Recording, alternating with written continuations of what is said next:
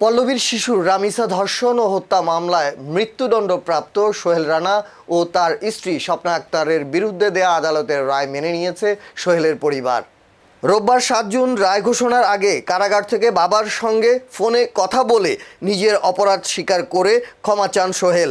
সিংড়া উপজেলার মহেশচন্দ্রপুর গ্রামে পরিবারের সদস্যরা জানান তারা আগেই এমন রায়ের আশঙ্কা করছিলেন। সোহেলের বাবা জাকির হোসেন বলেন, আপিল করার মতো আর্থিক সামর্থ্য তাদের নেই, তবে সরকারি সহায়তা পেলে আপিলের বিষয়টি বিবেচনা করবেন। রায়ের পর স্থানীয় বাসিন্দারা সন্তোষ প্রকাশ করেছেন। তাদের মতে আলোচিত এ মামলার রায় দ্রুত বিচার আইনের প্রতি মানুষের আস্থা আরও বৃদ্ধি করেছে।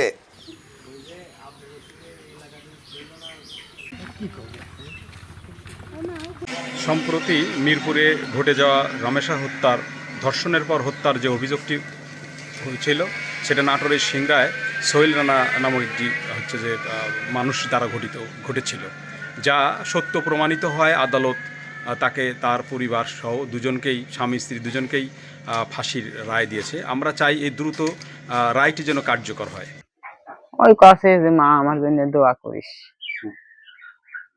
আমার জন্য দোয়া করিস মা, আমার কাল হইলো দিয়ে যাবে, আদালতে দিয়ে যাবে এই কাছে।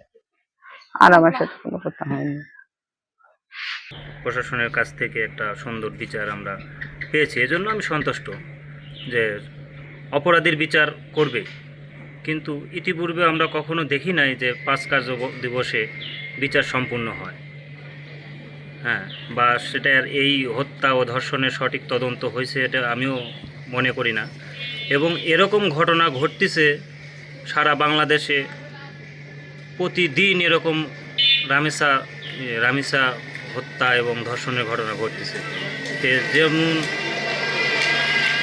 এনার বিচার হলো 5 কার্য দিবসে, আরও হাজারো রামিসার হত্যার বিচার যেন আমরা খুব দ্রুত দেখতে পাই।